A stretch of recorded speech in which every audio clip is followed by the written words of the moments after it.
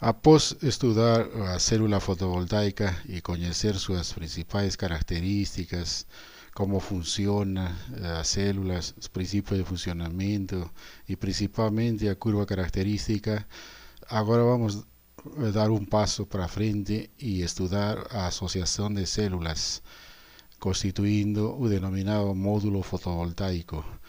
O módulo fotovoltaico, então, é o principal gerador de energia solar e o que vamos estudar assim nesta ocasião é os seguintes tópicos: o módulo e gerador fotovoltaico, circuito série e circuito paralelo, partes de um módulo fotovoltaico, as principais expressões do módulo fotovoltaico, as denominadas condições padrão de teste, as curvas características do gerador fotovoltaico e as informações técnicas relacionadas com os módulos e a proposta de um exercício.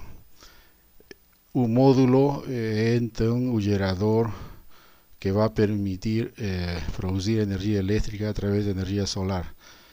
E definimos ele como um conjunto de células fotovoltaicas asociadas eléctricamente entre si y encapsuladas en un único bloco.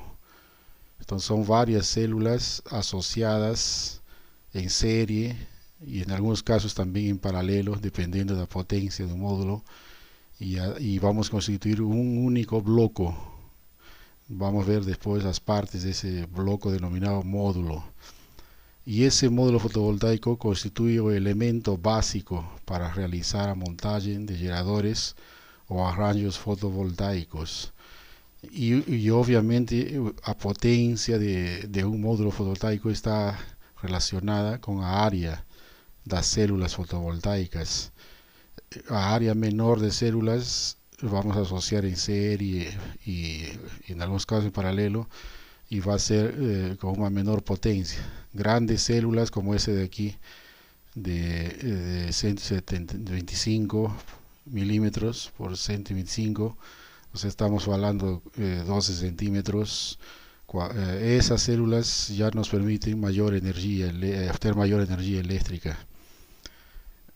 Y gerador fotovoltaico es otra denominación ya relacionada como conjunto de módulos, conexões, proteções, suportes e outros acessórios que constituem o sistema de geração de energia elétrica.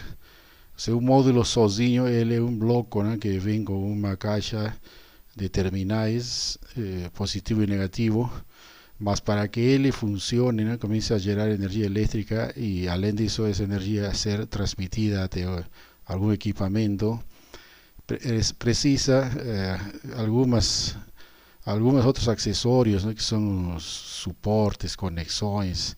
Então aqui já é aqui um denominado gerador, no qual já vemos que vários módulos, neste caso são 4 módulos, estão já interconectados em série ou paralelo através das caixas, ¿no?, de conexão, y un cabo recoge toda esa energía eléctrica a una determinada tensión en corriente continua, y el cabo eleva esa energía a algunos equipamientos auxiliares.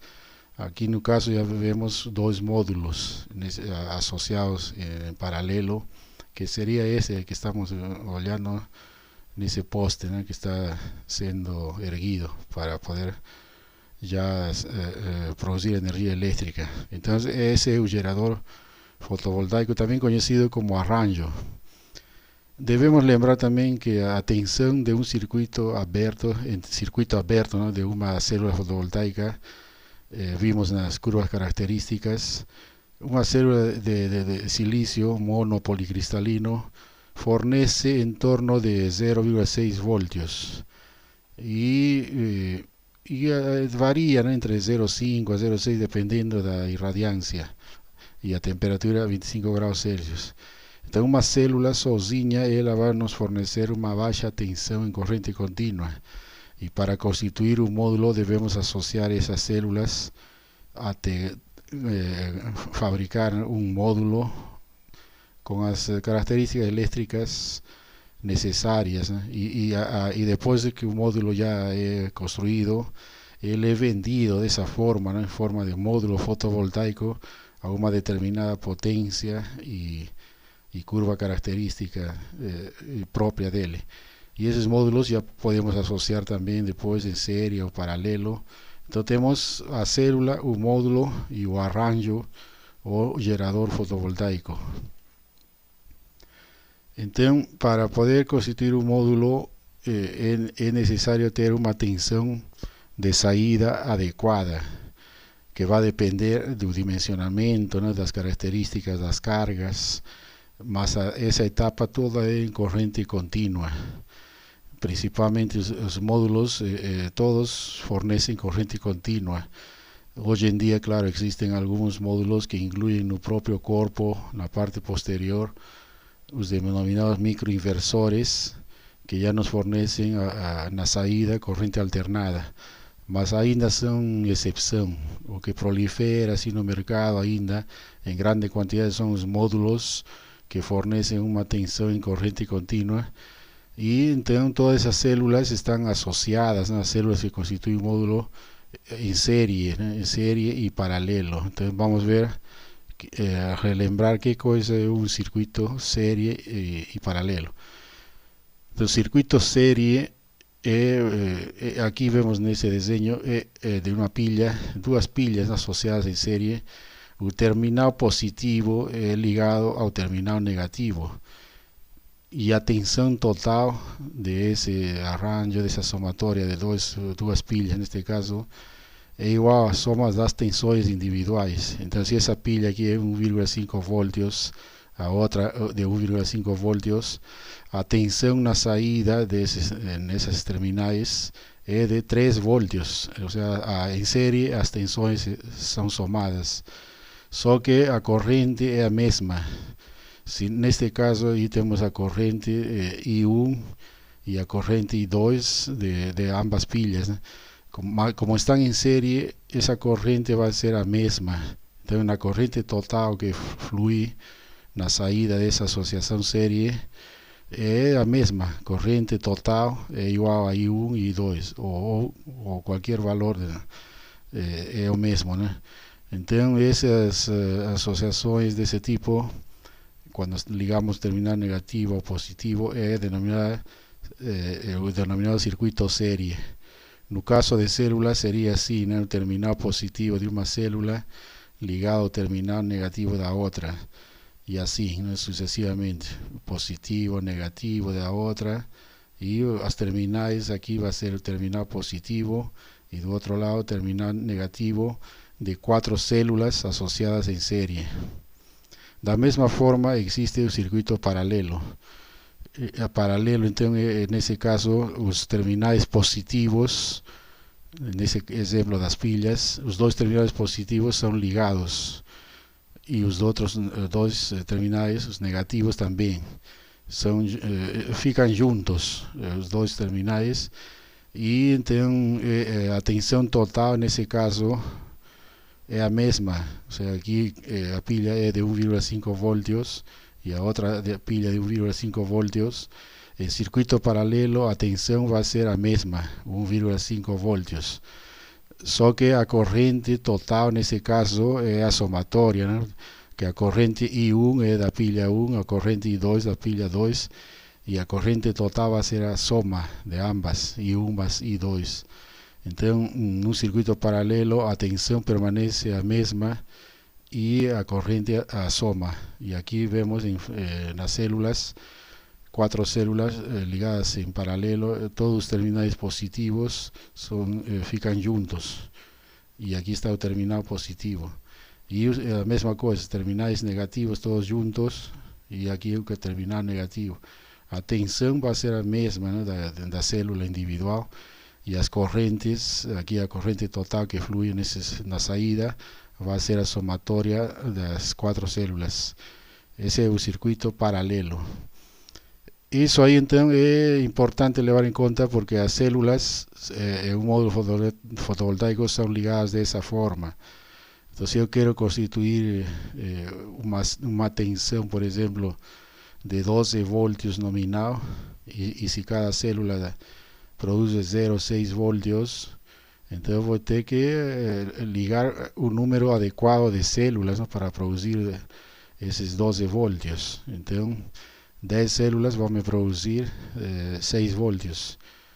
Outras 10 células 6 voltios. Eu preciso de umas 20 células para obter 12 voltios. Isso é nominal teórico, né? Vamos ver que existen outros parâmetros a serem levados em conta. E da mesma forma, os módulos fotovoltaicos também podem ser ligados em série ou paralelo, dependendo das tensões envolvidas e dos parâmetros eléctricos de uma determinada carga.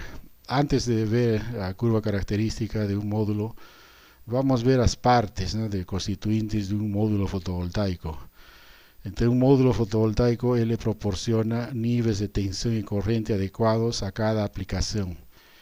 E também esse módulo, a célula é muito frágil. A célula sozinha é um dispositivo que quebra facilmente, inclusive manipular ele assim, com pessoas ou seres humanos, a célula pode quebrar facilmente.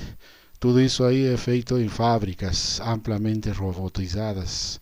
Então, com isso aí evitamos que as células quebrem.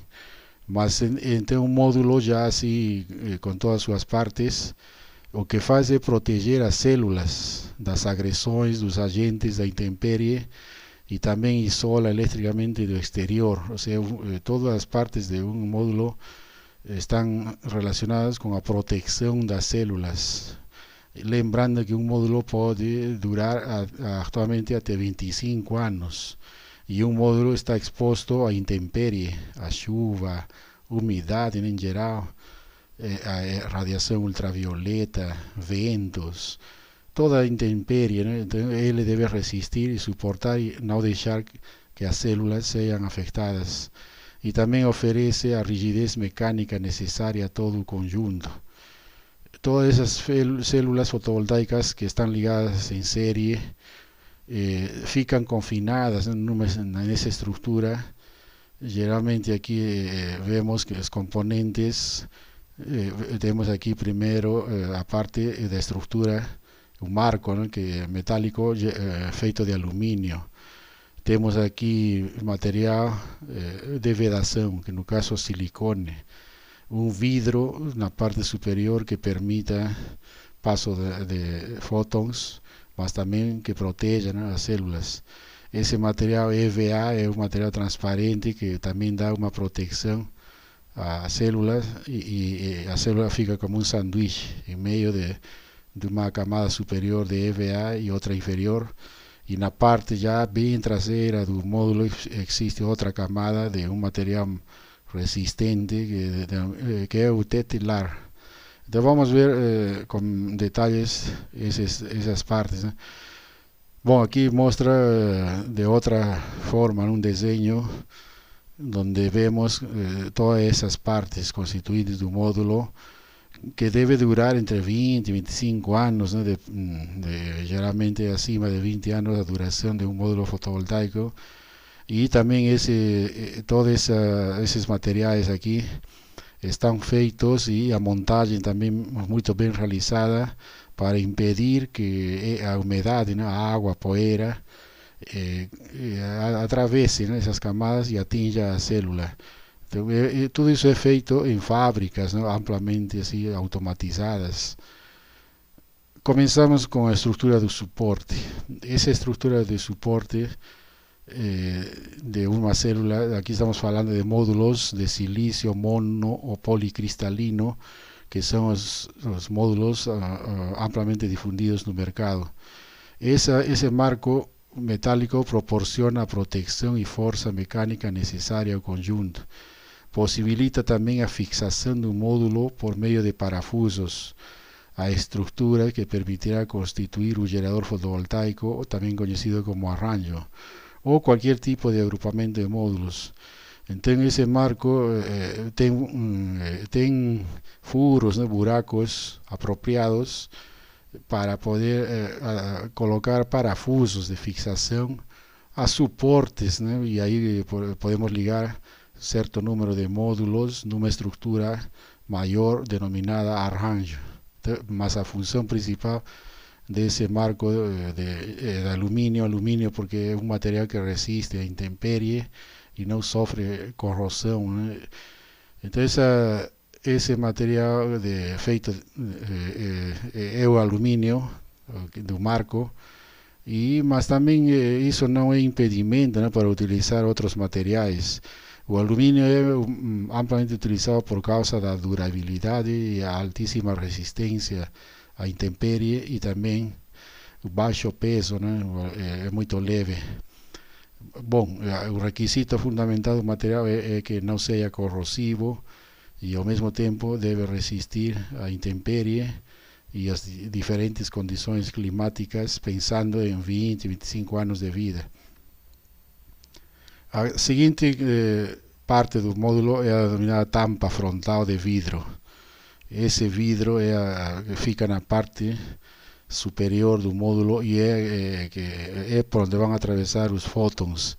É um vidro temperado antirrefletivo, geralmente com baixo teor de ferro.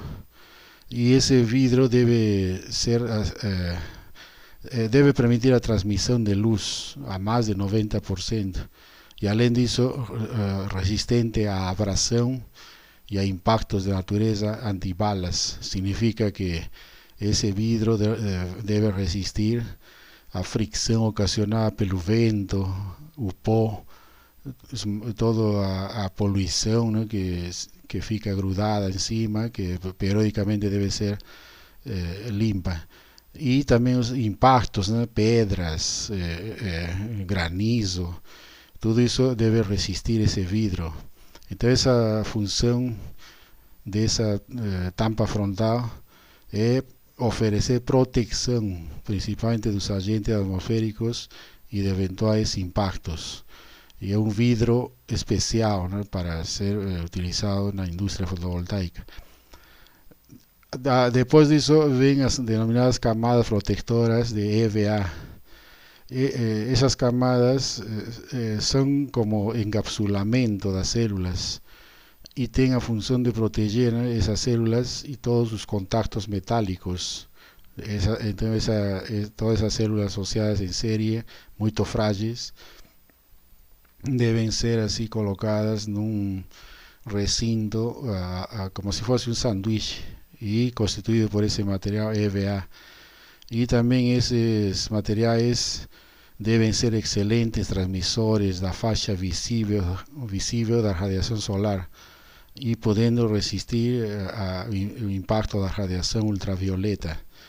E o material que é mais difundido na atualidade na indústria fotovoltaica é o denominado EVA, que na realidade é o denominado etilvinil acetileno.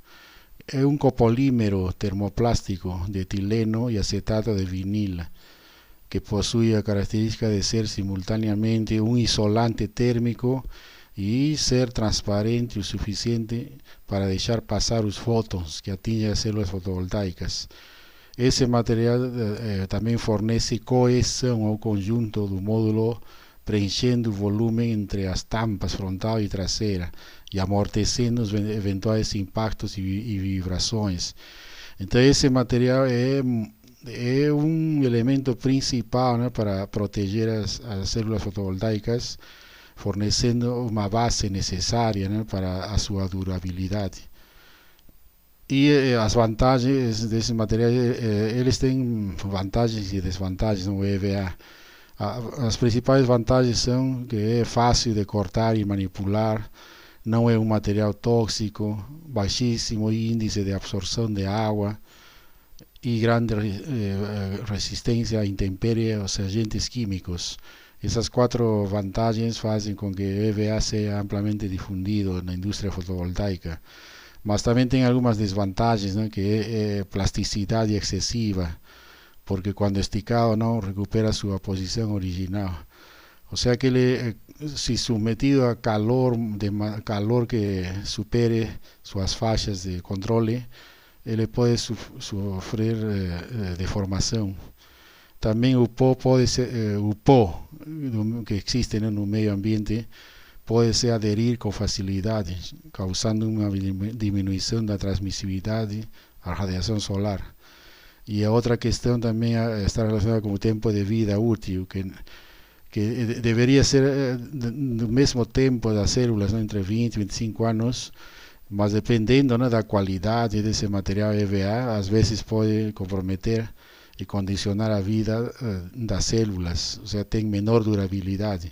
Ou seja, os fabricantes devem escolher produtos de excelente qualidade, né, para acompanhar o tempo de vida dessa faixa, né, mas que supera os 20 anos. Na parte traseira, depois, né, da camada inferior de EVA, vem outra camada de proteção contra agentes atmosféricos, principalmente, né, e também ao mesmo tempo oferece uma formidável barreira à umidade. E esse material que está amplamente difundido na atualidade é o denominado TETLAR, mas o nome técnico é PVF, fluoreto de polivinil. Aqui temos as características químicas de carbono, hidrogênio e flúor. E tem uma cor branca e favorece o desempenho do módulo devido à reflexão da radiação solar sobre as células também, né? Essa parte posterior desse material ajuda a refletir os fótons atingindo a célula. Na realidade, esse TETLAR é um polímero termoplástico com estrutura similar ao PVC, que é um plástico, né, conhecido principalmente no que é tubulações hidráulicas.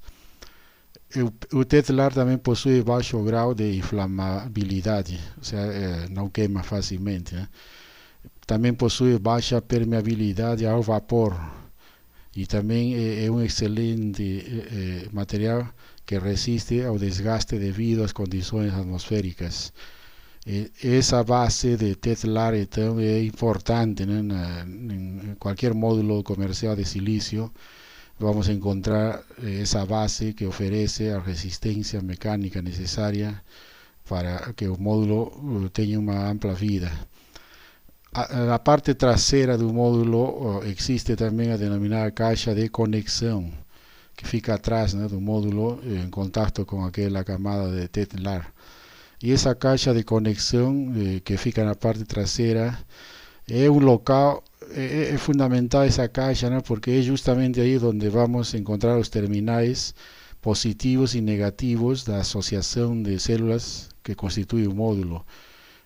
Quando compramos um módulo, vamos comprar uma estrutura que tem essa caixa e é o único lugar onde temos acesso à energia elétrica que é fornecida pelas células. E essa caixa, depois, mediante cabos de conexão ligados a esses parafusos aqui, positivo, terminal positivo e terminal negativo, né, de toda a associação do módulo, aqui é a passagem dos cabos, também que tem vedação, né, para impedir o ingresso de água, uma tampa muito bem elaborada para, na hora de fechar, ela não permite, né, a entrada de poluição, contaminação, poeira, enfim, elementos da intempérie. E esta caixa permite, né, a interconexão com outros módulos e com os demais equipamentos de controle e proteção que constituem o sistema fotovoltaico. Também nessa caixa vem a proteção de ingresso de energia elétrica de forma inversa. Então, pode existir essa possibilidade, né? Porque o módulo vai constituir um sistema fotovoltaico, geralmente aí, dependendo da aplicação, vai utilizar baterias e também pode ser conectado à rede, né? E, bom, existe a possibilidade de acidente de entrada de energia elétrica proveniente de outra fonte e pode entrar até as células. Para impedir isso, aí existem os denominados diodos de proteção.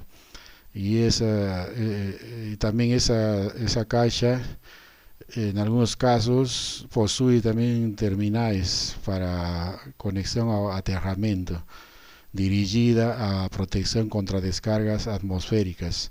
Na realidade, todo o marco externo de alumínio ele tem alguma forma de ligação a um cabo que vai proteger contra as descargas atmosféricas. E isso aí já é tema de outra aula. Então, esses diodos de proteção, dependendo da potência do módulo, e alguns módulos são de maior potência, né? Mas diodos de proteção permitem o fluxo de corrente elétrica somente em uma direção, não deixando que retorne energia elétrica às células fotovoltaicas. Neste exemplo aqui temos 4 diodos, né, de proteção que estão aqui ligados já pelo fabricante, né? Esses diodos já vêm assim desde a fábrica, né, com os diodos dessa forma. E diodos de proteção são amplamente utilizados em módulos fotovoltaicos, porque existen varios otros fenómenos, no só isso aí de ingreso de energia elétrica de forma contraria proveniente de outra fonte ou de uma bateria. Então, todas as células ou módulos de um gerador fotovoltaico, em primeiro lugar, não são iguais, né? Nem trabalham em idênticas condições de operação. E existe certa dispersão desses parâmetros, né? O fabricante tenta diminuir essa dispersão de tal forma que quando adquirimos um módulo consideramos ele como se fosse um dispositivo de geração. Mas se analisamos internamente, vemos que ele está constituído por diversas células, né? E teóricamente todas essas células deveriam ser iguais, mas existem alguns efeitos de dispersão e que causam alguns efeitos, né? Primeiro, que a potência máxima que pode entregar o gerador é inferior à soma das potências máximas dos módulos. Essas são as denominadas perdas de dispersão. Mas existe um fenômeno muito mais perigoso, que é a formação dos denominados pontos quentes. E acontece isso quando uma célula é sombreada, né? E aqui nesse caso vemos que o módulo está constituído por diversas células asociadas geralmente en serie o en paralelo también. Esas células eventualmente pueden se convertir en cargas y comienzan a disipar energía gerada pelas outras células. E o efeito imediato é que aumenta a temperatura da célula, por isso chama ponto quente. Si colocamos un termómetro, vamos a ver que esa célula que está funcionando como carga, ela vai estar muito quente e já levando até a ruptura, né, ao colapso da célula. Quando ultrapassa certos limites dados pelo fabricante, já uma célula que não funciona já é suficiente para impedir o funcionamento de todo o módulo, porque estão ligadas em série. E por isso que existe também, para proteger isso, o denominado diodos de bloqueio, né? E todo esse fenômeno é conhecido como ponto quente. Esse ponto quente se verifica então aqui nesse exemplo de 36 células associadas em série, um módulo com esse número de células. Y asociación serie entonces leva como ya vimos anteriormente, que una célula ligada positivo de una con negativo de otra y así sucesivamente, ¿no? Constituyendo un circuito. Si una célula es aquecida y colapsa, la corriente eléctrica no va a pasar. Y ahí entonces ese fenómeno puede acontecer principalmente por sombreamiento. Significa, por ejemplo, si una folla o manchas, ¿no?, ocasionadas por contaminación o de alguna otra forma, a célula fica sombreada y no recibe energía solar suficiente, entonces ela comienza a trabajar como carga. Y ahí en esas condiciones la célula falla, ¿no? Porque está inversamente polarizada. Y ahí la única forma de solucionar ese problema es con diodos. Entonces, si colocamos diodos así en cada trecho de célula, va a impedir, ¿no?, que las otras células colapsen. Mesmo que esta célula colapse, a energía eléctrica después va a ultrapasar ciertos niveles pelo diodo y el diodo deja pasar esa energía. Entonces, es otra función de los diodos de protección. Y entonces aquí vemos que también existen otras aplicaciones, ¿no?, de diodos, que aquella que vimos anteriormente, para impedir un flujo de corriente inverso. Esos denominados diodos de paso en paralelo con grupos de células asociadas en serie, le protege de sobreaquecimiento indesejado que proviene del punto quente, y son colocados, ¿no?, por los fabricantes en bornes intermediarios para permitir ahí el control de esos fenómenos. Y aquí en un caso tenemos diversas células y un diodo de bloqueo que estaba también así, que mostré en la caja de bornes, ¿no? Entonces ese diodo de bloqueo al mismo tiempo que permite a controlar, ¿no?, la energía eléctrica de forma inversa, nos permite también dar una cierta protección a un módulo de esos fenómenos de punto quente. Esos diodos de bloqueo son muy baratos, por tanto no podemos dispensar, ¿no?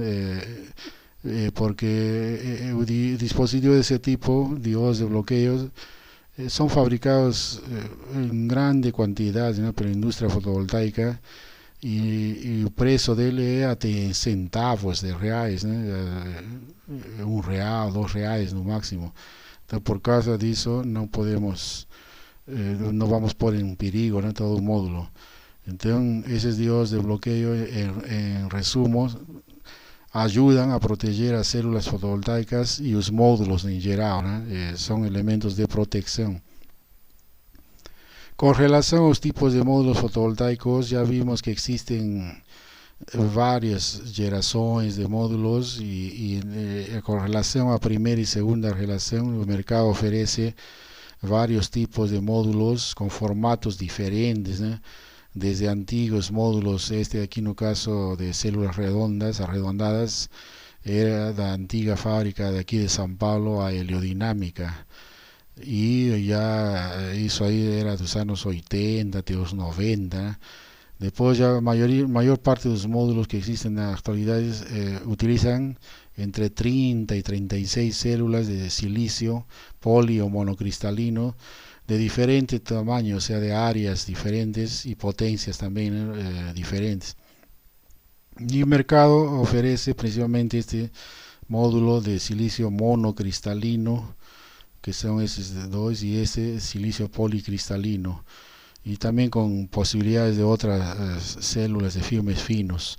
Más entonces esos módulos, ellos ya internamente ya están con células asociadas en serie o paralelo, y los módulos también podemos después asociar en serie o paralelo. Y ahora sí vamos a ver la curva característica de un módulo fotovoltaico. En otro vídeo vimos la curva característica de la célula fotovoltaica, ¿no?, que tenía un formato de entre tensión y corriente. El formato era no eixo da corriente, era una recta hasta cierto punto en que comenzaba una curvatura donde estaba el punto de máxima potencia y caía hasta un valor máximo de tensión. Eso con una célula individual. En una ecuación de célula, vimos que ese modelo eléctrico englobaba la corriente principal, ¿no?, que era esa corriente de generación. Solo que teóricamente un módulo, si no tuviese pérdidas, si no tuviese fenómenos internos, a corriente de salida sería igual a corriente de generación. Por ende, eso no existe, ¿no?, porque existen otros fenómenos, ¿no?, relacionados con la influencia de la temperatura o influencia de la propia estructura de fabricación del material, y lleva a esa resistencia serie, resistencia paralelo. Por tanto, la ecuación general nos lleva a parcelas que trabajan como si fuesen diodos en oposición, que hacen disminuir la corriente de generación total. Entonces, en primer lugar, también debemos llevar en cuenta que las células que constituyen un generador fotovoltaico no son idénticas. Mesmo que el fabricante utilice, ¿no?, las células iguales, ¿no?, de fabricación idéntica, la tendencia es que todas sean iguales. mas existe sempre uma pequena dispersão, dependendo da qualidade de fabricação e da tecnologia utilizada para isso. Então, a curva teórica de um módulo fotovoltaico seria a mesma, né, de uma célula. Então, isso aí em tese, né, teoria. Mas para fins práticos, já se não seria, a análise seria muito complexa, teríamos que associar 36 células e ver a curva característica de cada célula e ver como ela vai sendo associada em série a outra célula, e aí a análise fica muito complexa. E para não entrar nesses detalhes, consideramos algumas simplificações práticas, né, para fazer análise de construir como que é a curva característica de um módulo. Então, consideramos 5 questões de simplificação. Primeira, que os efeitos de resistência paralela são desprezíveis. Segundo, a corrente gerada IL e a corrente de curto-circuito ISC são iguais. E a exponencial, onde está a tensão menos a corrente vezes a resistência série dividido pela tensão total, é maior a 1 em qualquer condição de trabalho. E a quarta simplificação, todas as células do módulo são idênticas e trabalham igualmente iluminadas com a mesma temperatura. E a última consideração, as quedas de tensão nos condutores que interconectam as células são desprezíveis. Levando em conta esses 5 fatores de simplificação, podemos já chegar a um valor assim teórico de como seria a corrente do gerador, corrente total de um módulo fotovoltaico, que nos leva a curva característica, corrente tensão do gerador, do módulo fotovoltaico em si, né? E por consiguiente de um gerador constituído por vários módulos. Então essa corrente, e aqui vemos o índice P, é paralelo e S série. Então NP e NS é o número de células associadas em série ou paralelo. IG e VG são as correntes e a tensão do gerador. E aqui vemos que a corrente do gerador é igual à corrente individual vezes número de células associadas em paralelo. E a tensão do gerador é a tensão individual, né, de cada módulo vezes o número de células em série. Então, com esta equação geral nos permite fazer uma análise de aproximação para construir a curva característica. Então, a partir de aí podemos fazer algumas simplificações que resultam nessas expressões que aqui estamos já levando as considerações de simplificação. Nesse caso, a tensão de circuito aberto é maior a parcela de corrente vezes a resistência série. E em termos gerais seria o valor aproximado da corrente de curto-circuito. Então este valor da parcela, né, de corrente seria a corrente de curto-circuito. Com essas simplificações vemos aqui já uma equação onde vemos que essas correntes de curto-circuito, a tensão de circuito aberto e a resistência série do gerador estão incluídas, né, nessa equação geral. Lembrando que existe também o número de células, né, associadas em série, aqui neste caso. Então, com uma equação desse tipo, já simplificada, podemos já calcular assim alguns parâmetros de um gerador ou de um módulo, né, fotovoltaico, e nesse caso o ponto de máxima potência do gerador é a tensão e a resistência normalizadas, né? Aqui nesse caso a tensão de circuito aberto dividido pela tensão VT, e a resistência série normalizada é a resistência série valor nominal dividido pela tensão de circuito aberto dividido pela corrente de curto-circuito. Então esses são parâmetros associados com o cálculo, né, na curva característica. E o fator de forma, que já vimos que é o parâmetro mais importante, que relaciona tensión de máxima potencia veces a corriente de máxima potencia dividido por la tensión circuito abierto veces a corriente de circuito. Teóricamente sería aquí, ¿no?, el factor de forma. Aquí en este caso sería ya normalizado, llevando en cuenta los valores anteriores, ¿no?, de VOC y RS normalizados. Entonces, con ese factor de forma de un generador también nos lleva a calcular otros parámetros de tensión máxima y de corriente máxima que representan los puntos de máxima potencia, siendo las ecuaciones gerais mostradas aquí en este Vm sobre VOC igual a 1 menos B, que sería parámetros donde están ahí asociados todos algunos parámetros de forma, ¿no?, que ya teníamos mostrado en las células. Entonces, para mayor información es necesario voltar a cómo funciona una célula fotovoltaica, y teniendo en este caso estas expresiones válidas en un margen de VOC mayor que 15 voltios y RS menor de 0,4 ohmios.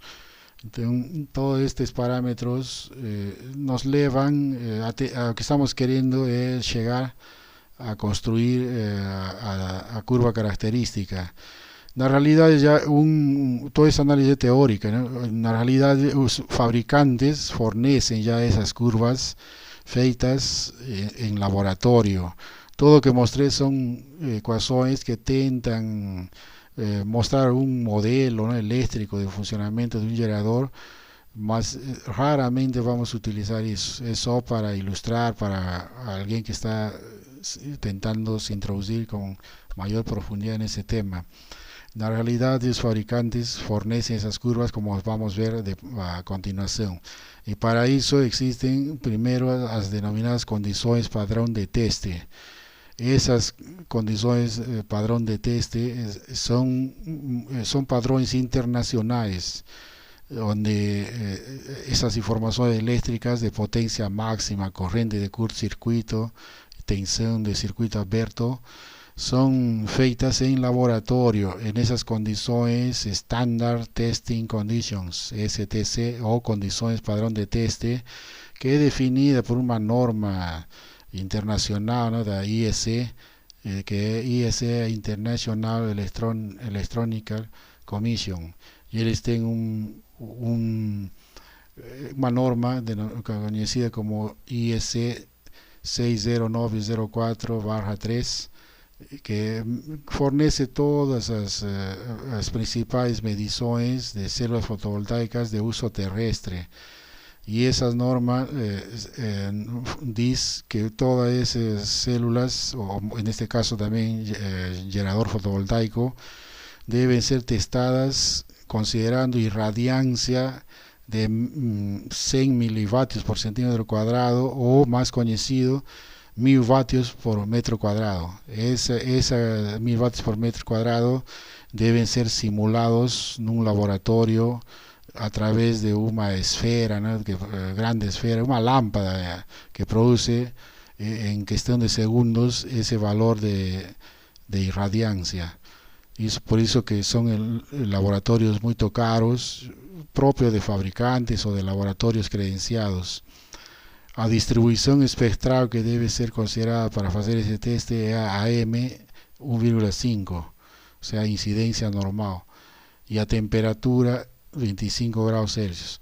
Levando em conta esses três parâmetros, irradiância de 1000 watts por metro quadrado, distribuição espectral AM 1,5 e temperatura 25 graus, isso deve ser replicado em qualquer lugar do planeta, né? Se queremos fazer um teste na Índia, na China, no Brasil, na África do Sul, devemos simular essas condições padrão de teste, e aí vamos obter a curva característica original fornecida pelo fabricante. E existe outro parâmetro denominado temperatura de operação nominal da célula, conhecida com a sigla TONC, o do inglês NOCT, que es definida como a temperatura que alcanzan las células solares cuando sometidas a las siguientes condiciones de operación: irradiancia 800 vatios por metro cuadrado, distribución espectral en AM 1,5, incidencia normal, temperatura ambiente 20 grados Celsius y velocidad de 21 metros por segundo. Con esas informaciones de tanto de padrón de teste como de esas NOCT, podemos determinar la curva característica de un módulo para cualquier condición de operación de irradiancia y elevando al valor de la temperatura ambiente. Entonces, esos dos parámetros, temperatura de operación nominada célula y las condiciones padrón de teste, son las que determinan la curva característica de un módulo fotovoltaico, que teóricamente sería asociación de varias células. Entonces, si tenemos una célula 1 y otra célula 2 y así sucesivamente, vamos a ver que la combinación en serie de todas esas células nos debería fornecer una curva final que resulta de asociación serie, ¿no?, de un cierto número de células. Y existen dispersiones, ¿no?, que ya mencioné, más que son no levadas en cuenta debido a que se considera que un módulo está siendo construido por células idénticas.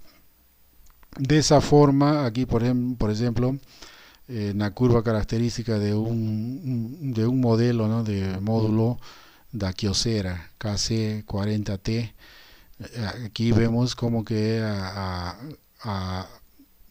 curva característica geral en términos de corriente y tensión. En este caso, la curva superior está con a irradiancia 1000 vatios por metro cuadrado, que es aquella de las condiciones padrón de teste. Por tanto, en esa curva característica vemos que la potencia máxima de un módulo es 43 vatios. A tensión máxima, en un punto de máxima potencia, de aquí sería 17,4 voltios. A corriente de máxima potencia sería aquí en ese punto, ¿no?, de máxima potencia, sería de 2,48 amperes. A tensión de circuito abierto 21,7 voltios y a corriente de cortocircuito 2,65 amperes. Y también tenemos ahí las dimensiones y el peso, ¿no?, y su comportamiento en términos de temperatura también, ¿no? Aquí vemos temperaturas de 25 grados Celsius hasta 75 grados. Entonces son un mínimo de informaciones que existe de un determinado módulo, y como vemos todo ese tipo de información ya ven en documentos publicados, en follas técnicas de cada módulo fotovoltaico y cada modelo.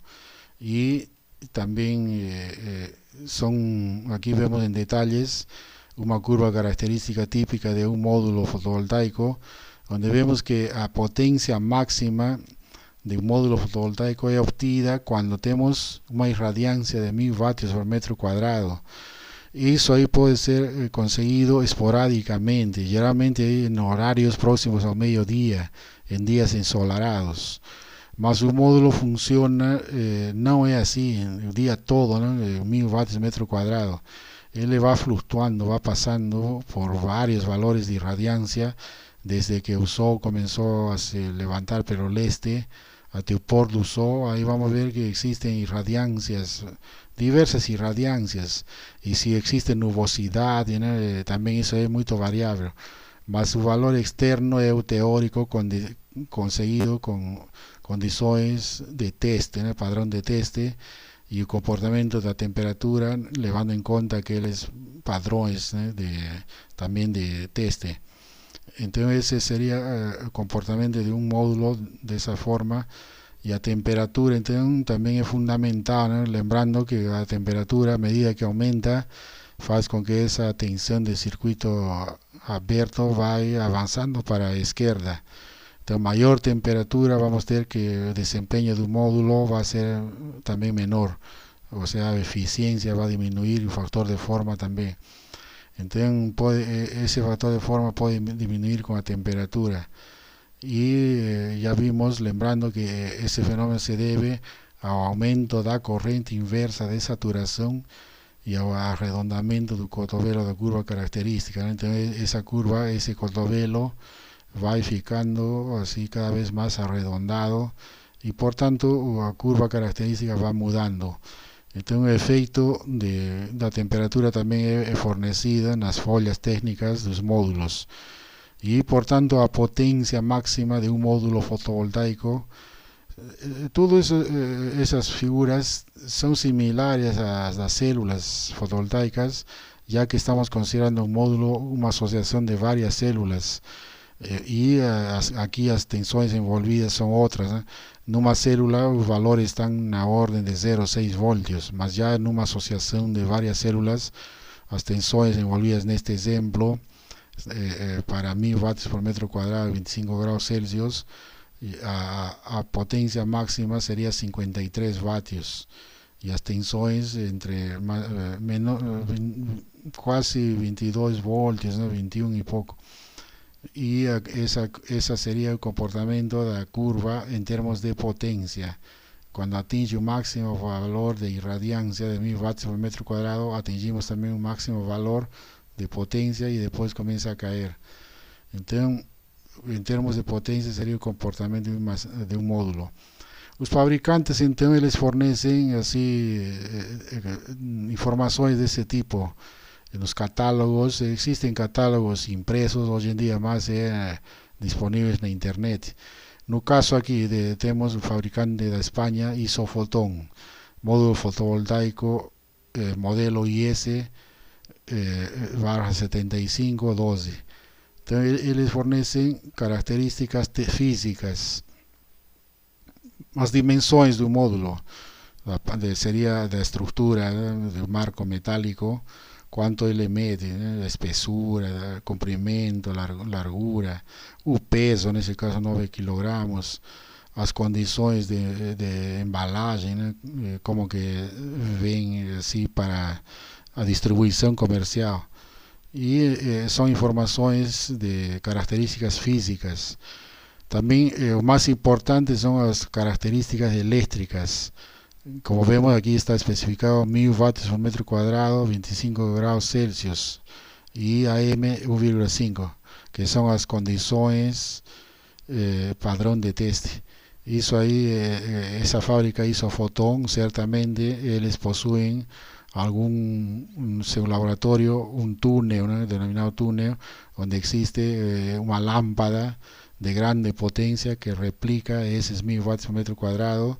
E existe toda uma automatização, né, para fazer isso em computador, de tal forma que nos fornece todos os dados de potência máxima, que neste caso 75 vatios, com um certo erro para cima ou para baixo.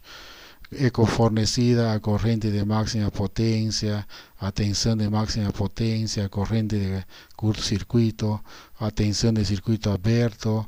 E aqui estão os parâmetros de temperatura, o TONC, TONC, que é esse valor de 800 watts por metro quadrado, 20 graus Celsius e AM 1,5. Nesse caso, nessas condições, temperatura 47 graus Celsius. E aqui vemos outros dados importantes, né, relacionados com o máximo valor do fusível, né, a ser instalado. São já dados adicionais.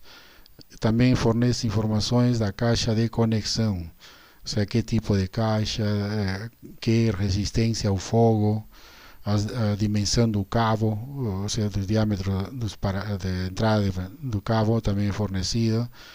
E são informações adicionais. Também temos características construtivas, que tipo de célula, né? Tipo de célula monocristalina, nesse caso texturizada, com camada antirreflexiva, características dos contactos, número de células em série, número de células em paralelo. Em série tem 36 e não existe nada em paralelo, né? Só é uma associação de 36 células. O tipo de laminado, EVA, a parte traseira, né? O vidro, de que é feito o vidro, a camada frontal, né? Onde está o vidro, também fornecido informações desse tipo. Voy aquí las curvas características. Son informaciones mínimas, ¿no?, fornecidas por un fabricante.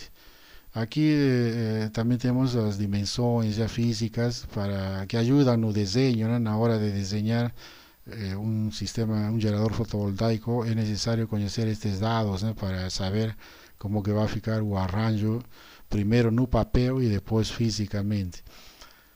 Otro ejemplo ya un poco ya más amplio, con informaciones, mayores informaciones, de ese tipo de módulo de la empresa Sam Edison, que es un modelo F265. Vemos también, igual que aquel de Isofotón, fornecen parámetros físicos, o sea, las dimensiones de todo un módulo fotovoltaico. También son fornecidas dimensiones, ¿no?, físicas para cuestiones de diseño.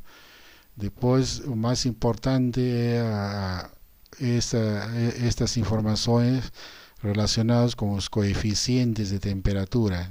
En el caso de este tipo de módulo de la Sam Edison, él tiene bastante información que no es el caso de Isofotón, que no fornece datos de ese tipo, ¿no? Aquí estamos hablando de esas condiciones de padronizadas 46 grados Celsius, ¿no?, en el Tonki o NOCT. Y aquella temperatura nominal y de operación 48 grados Celsius. Temperaturas de coeficiente, ¿no?, coeficiente máximo de temperatura, coeficiente relacionado con la tensión de circuito abierto, menos 0,34 grados Celsius. Aquí está, en realidad está dado en porcentaje por grados Celsius. En un ejercicio que vamos a hacer, que está siendo propuesto, vamos a analizar justamente esta tabla, que es importante de ser llevada en cuenta. Y existen otros parámetros de límites de corriente reversa. En fin, tengo también aquí las informaciones relacionadas también con el aspecto físico, de velocidad del viento, presión, ¿no?, que un módulo resiste a esas condiciones. Ese módulo F265 también fornece una familia de módulos de ese tipo y relacionado con los países, ¿no?, donde van a ser vendidos. Son ya informaciones un poco individualizadas, en el caso para Malasia, Canadá, Europa, México. Aquí el fabricante fornece esos índices y vemos ahí diversas informaciones relacionadas con la potencia máxima, a tensión del circuito abierto, a corriente de cortocircuito, las tensiones de máxima potencia y a corriente de máxima potencia. Y eso ahí para diversos modelos de módulos. También las características eléctricas aquí resumidas en otra tabla, ¿no?, incluyendo eficiencia. Como vemos, son informaciones que el fabricante fornece, ¿no?, cada uno de su manera, intentando fornecer un máximo de informaciones a los futuros compradores, usuarios de la tecnología. Aquí en el caso de la curva característica de ese modelo F265, nos fornece desde el valor de 1000 vatios por metro cuadrado, que es el padrón de teste, y ahí fornece condiciones para irradiancias inferiores, ¿no?, comienza en 200 vatios por metro cuadrado, y su comportamiento, cómo va variando la corriente, ¿no?, en términos de temperatura. Este gráfico ya fornece informaciones más relacionadas con la influencia de la temperatura. Entonces, como vemos, todos estos catálogos son fornecidos en la internet, ¿sí?, y fornecen todas las condiciones necesarias para diseño y dimensionamiento. Entonces, como ya dice, existe un ejercicio interesante donde vamos a ver ahí análisis de temperatura, ¿no? Entonces, aquí están fornecidas las ecuaciones para calcular las temperaturas y el comportamiento de la tensión de circuito abierto, corriente de cortocircuito y a potencia máxima em termos de temperatura de operação. E são fornecidas essas equações, 4 equações, e trabalhando nessas condições nominais de operação com relação à temperatura. E o que pede o exercício é calcular a temperatura das células, a corrente de curto-circuito, a tensão de circuito aberto e a potência máxima do módulo. E com os dados fornecidos, que são corrente de curto-circuito de 8,79 A, tensão de circuito aberto 38,4 voltios, potência de máxima potência 250 vatios, máxima potência 250 vatios, condições padronizadas de teste de temperatura 44 graus Celsius, e esses parâmetros alfa, beta e gama são parâmetros de porcentagem em termos de temperatura, ou seja, quanto varia os valores desses parâmetros de corrente e tensão em termos de temperatura. Com 1 grau Celsius vai variar essa porcentagem e assim sucessivamente. O exercício então vai ser já fornecido em outro documento, a resolução. Para ampliar as informações, sugiro continuar lendo o capítulo 3, células e módulos fotovoltaicos, e agora também o capítulo 4, componentes básicos de sistemas fotovoltaicos, no livro que já estamos várias vezes mencionando, Manual de Engenharia para Sistemas Fotovoltaicos. Então, esta parte de módulos é bastante complexa e também é necessário conhecer para poder continuar com o estudo dessa tecnologia. Muito obrigado.